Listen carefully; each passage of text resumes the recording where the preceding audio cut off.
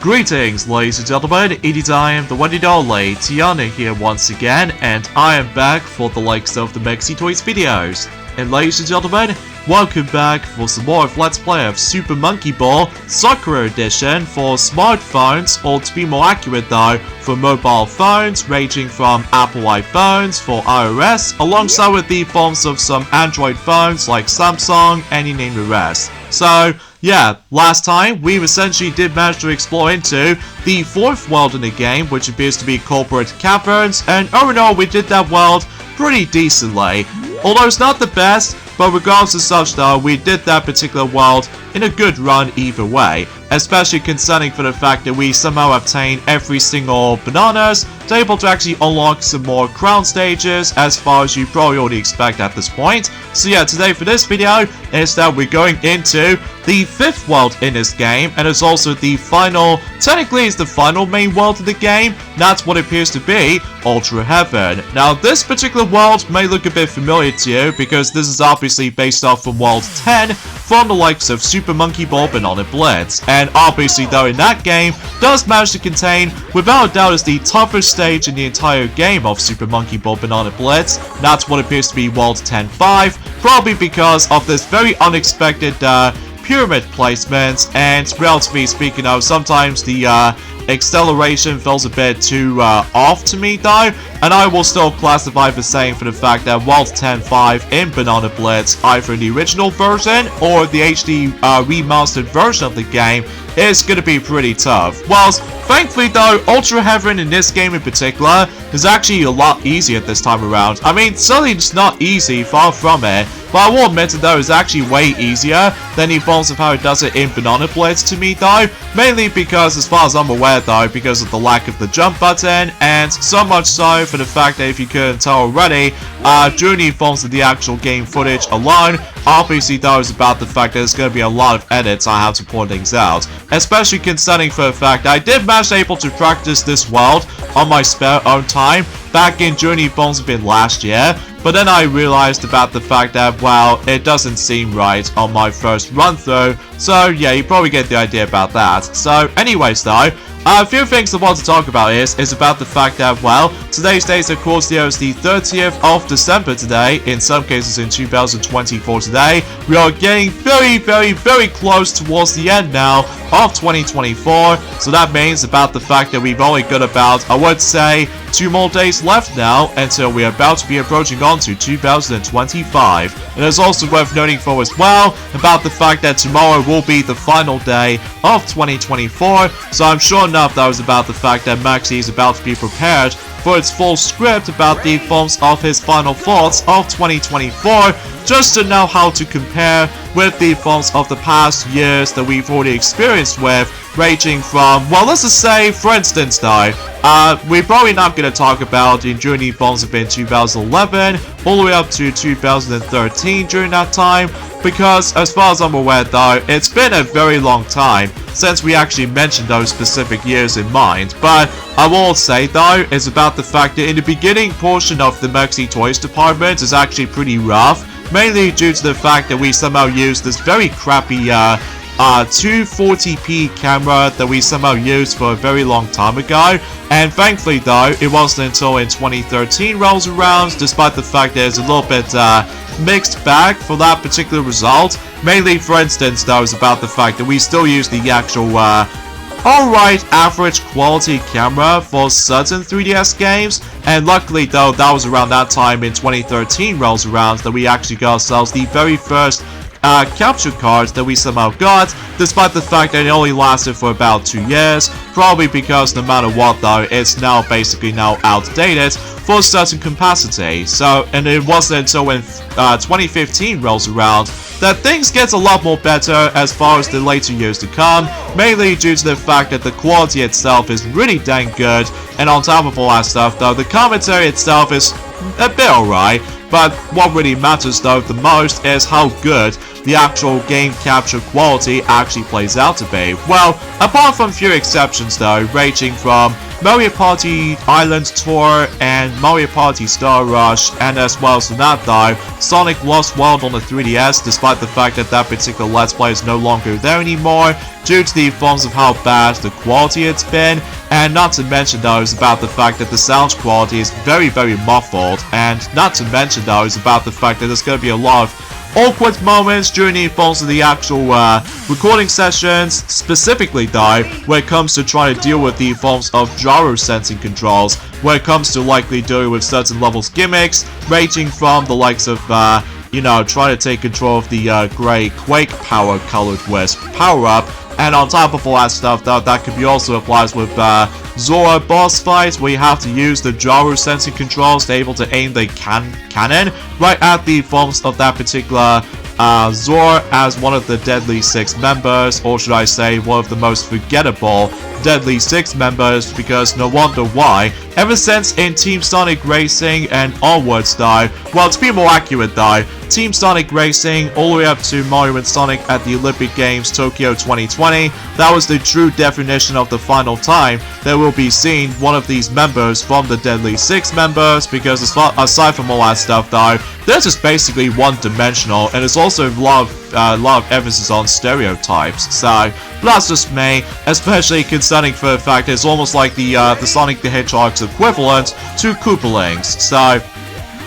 yeah, that's what I can really think about that. So anyways though, there's also another thing else that's worth noting for actually, is about the fact that, remember how the fact that ever since in yesterday, that I somehow complained about the forms of these unnecessary Disney live-action remake adaptations for those beloved classics is about to be continuing? Well, I'm sadly to tell you for this point is about the fact that it looks like it's going to be yet another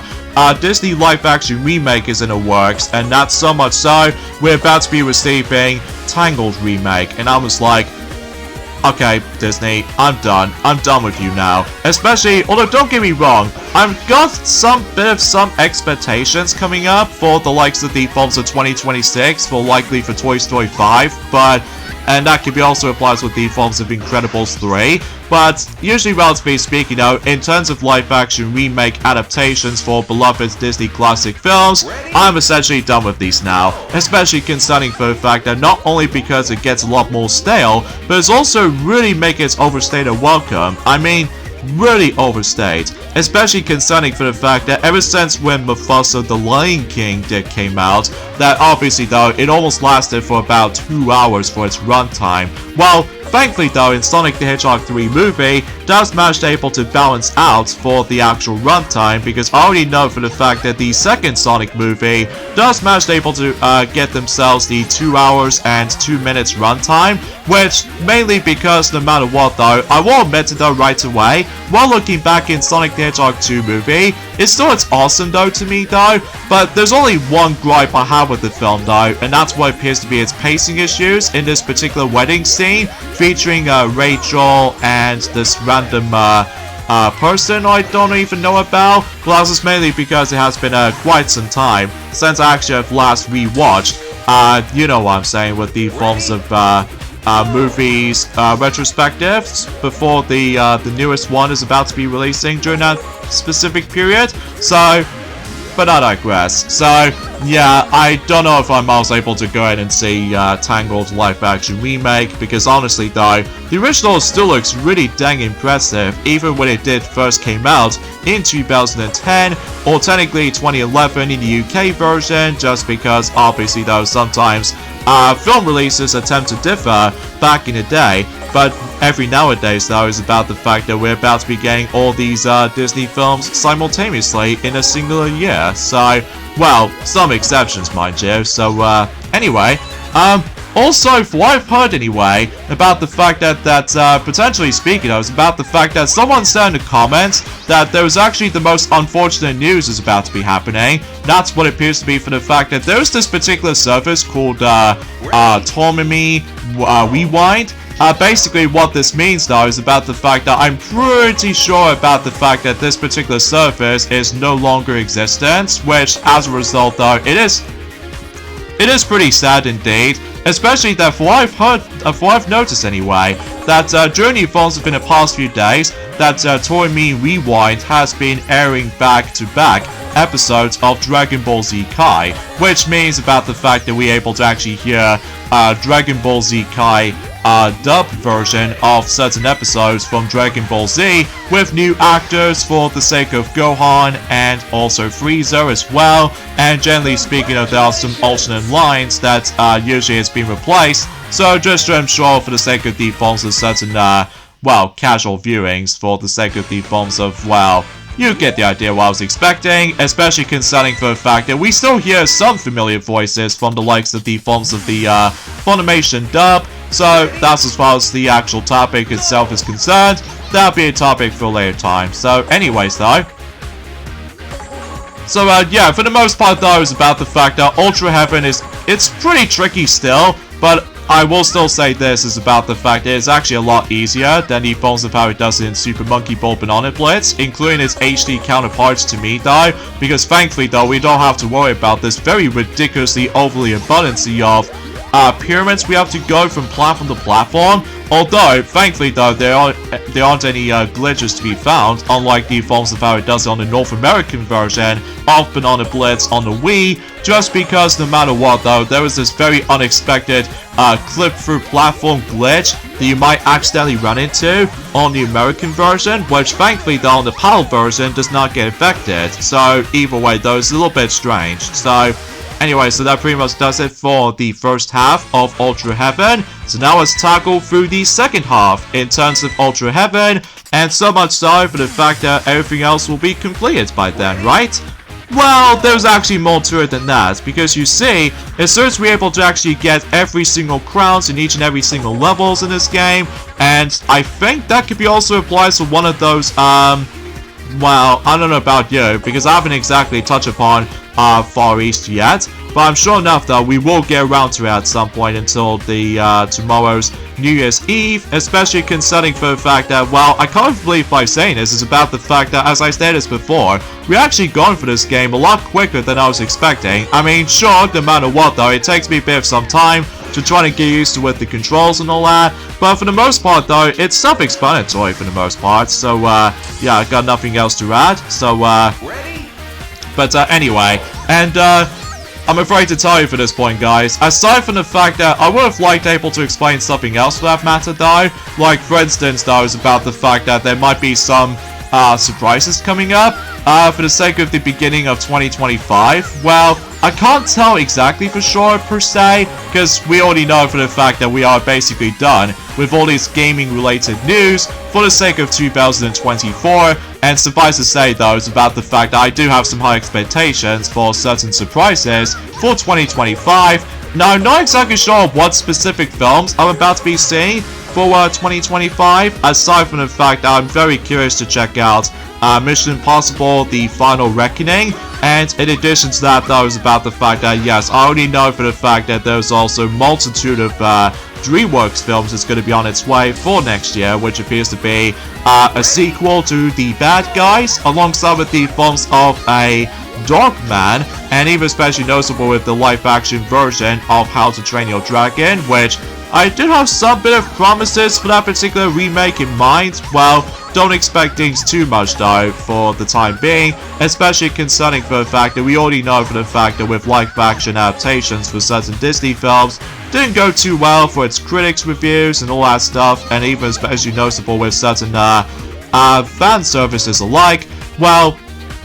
so much so for the fact I'm really hoping it will not, I repeat, I will refuse to able to actually let Disney decide able to remake The Princess and the Frog, because if it does though, I'm essentially gonna quit. Like, I'm literally, legitimately quitted the actual specific live action adaptations for Disney beloved classics, which I know for the fact that it's been like, 15 years since the original The Princess and the Frog did first came out, since 2009, despite the fact that in the UK version, unfortunately though, has to wait until specifically in February, sometime in February in 2010, alongside with the films of one of those random films I don't even know about, which appears to be Astro Boy, which I do find was a little bit odd about the fact that once that during that time that Knuckles did told me about the fact that probably you should be able to actually recommend seeing The Princess and the Frog back in the day, although the most unfortunate for Knuckles' part that he was expecting to try to see it on the big screen. Same applies with Sonic and Tails and all that stuff, that unfortunately though they haven't exactly gone round into it, probably because, well, obviously though back in the day that they tend to able to purchase a lot of games during that time, so yeah, that must have been said something, so. But as you can tell, we were so close to able to actually reach the end right there, and in fact, no matter what though, we somehow completed Stage 14 within a close second, which I did somehow manage to able to did the practice run during the forms of it last year, like I stated before, and for what I've noticed is about the fact that unlike in Super Monkey Ball Step and Roll, alongside with Super Monkey Ball 3D, and even especially noticeable with Super Monkey Ball Banana Splits as well. Unfortunately though, as soon as when the time reaches to exactly 0 seconds, you're essentially going to be completely much stranded, especially concerning for the fact you don't able to actually have some little bit of movement for the time. So relatively speaking though, you have to accept the forms of time over, and to make matters worse though, your banana counter will able to disappear, so this means you have to restart the entire run all over again, unless if you really want able to tackle for those stages again, if you really want to go after more extra lives, if you decided to, if you want to able to decide to go for the ultimate challenge or something, so. Although I will stress enough about this at this point is about the fact that yet again, I do apologize if my commentary is a bit slightly awkward, and there's also nothing right to home about, mainly because there's nothing else I can talk about, aside from the fact that, well, honestly folks, it's just about the fact that, well, at this point, once we make our way to 2025, we got some exciting discussions I would like to point things out once we make our way to 2025, so. Especially concerning for the fact that obviously though it makes a huge celebration for the Red Italian Plumber, which is of course Mario and all that stuff, so yeah, that's as far as I can truly ask for this point. Alongside with the forms of you know, Pac-Man's 45th anniversary coming up as well, so I have no idea what's going to be for the plans for Pac-Man's 45th anniversary coming up, but I really don't know if they're able to actually decide to do Pac-Man World 2 remake, because if imagine if that became true, well obviously though I'll be super dang hyped about it, especially concerning for the fact I can able to actually look back on without a doubt is the best installment in terms of the Pac-Man World trilogy of games, but it's also about the fact that Pac-Man World 2 is technically one of the first ever Pac-Man World games we've ever played, even somewhat experienced with it, especially concerning for the fact I've heard great things about it though, especially concerning for the fact that depending on what system you play on, either on the PlayStation 2 or Nintendo GameCube or even PC version, and heck even especially noticeable with the America's exclusive Xbox version, and relatively speaking I was about the fact that, well, we shall see what happens as soon as we're able to make our way to 2025, because aside from all that stuff though, aside from, you know, Donkey Kong Country Returns HD is going to be on its way, alongside with the forms of Dynasty Warriors Origins, even with Monster Hunter Wilds, and much more, including Xenoblade Chronicles X Definitive Edition, so that means we actually got ourselves the entire saga in terms of the Xenoblade Chronicles games in one specific system, much like Pikmin, and you pretty much named it just a bit, although it is rather odd about the fact that Splatoon 1 has never been re-released on Switch. That could be also applied with the original Luigi's Mansion game, because we were able to actually have the original counterparts, or specifically the first entries of those specific games in mind, with Splatoon 1 and Luigi's Mansion, but unfortunately though, beggars can't be choosers I guess, so, and let's not forget ourselves with the forms of, you know, Metroid Prime 4 Beyond, that's going to be on its way as well. But I really don't know about the fact that if Metroid Prime 2 and 3 were able to actually get ported over to the Switch or something, but then again though, we'll have to wait and see what happens in due time, especially concerning for the fact that at this point in time, I'm basically giving up on hopes for the sake of the forms of not only leaks, but also tons of rumors as well, just because obviously though, sometimes I easily get tricked, much like the forms of how it does it when Knuckles gets tricked by Dr. Eggman for the sake of the forms, we're trying to able to, like, well, remember in Sonic Adventure 1, where basically though, if you manage to able to, like, depending on what characters you're going to be using, likely, for instance, if you play as Sonic or Tails, obviously though, you fight against with Knuckles, and then if you manage to play as Knuckles, you fight Sonic, and obviously though, after that particular battle, obviously though, Knuckles gets tricked by Dr. Eggman, thinking about the fact that during the forms of this whole conversation about the fact that after dealing with Chaos 2 boss battle,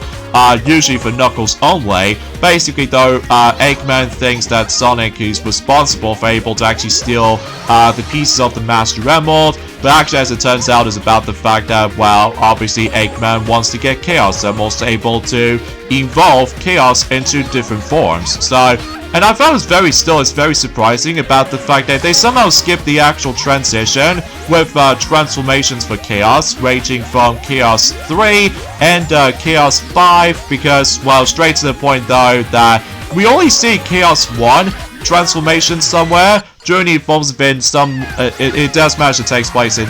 Mystic Ruins, as in both Sonic and Tails' story campaigns, and we never actually get to fight against with the forms of Chaos 1, so relatively speaking, that could be also applies in the forms of Knuckles' story. If you somehow get into the forms of the dining area, it turns the forms of one of those Station Square locations once you're able to fight against with Chaos 2 that Knuckles only encounters, whilst unlike Sonic and Tails, somehow got stranded by the forms of Dr. Eggman's poison gas or anything else like that. So, and relatively speaking, that was about the fact that, well, Sonic and Tails and Knuckles can able to fight against with Chaos 4, and meanwhile for Chaos 6, both Sonic, Knuckles, and even Big the Cat are the only ones managed able to encounter that boss fight. So, and meanwhile for Perfect Chaos, it's Super Sonic exclusive. So, makes sense for the sake of the forms of the story context, because obviously though with Sonic Adventure 1 and Sonic Adventure 2 does not have any special stages. So, although unlike in Sonic Heroes does have special stages though, but hey, at least that's something. Anyways though folks, here we go on to, presumably speaking though, the final crown stage in the whole entire game, and so much so for the fact that once you do manage to complete every single crown stages, we actually got ourselves a special message, which means there's going to be one last challenge up ahead. So you know what that means, folks. It's time to able to end things off at this point right here. So join me next time for more of Let's Play of Super Monkey Ball Sakura Edition. Is that we're going to be focusing on the final two modes right here, from the right and the left. So yeah, that should be interesting. So I'll see you guys until tomorrow.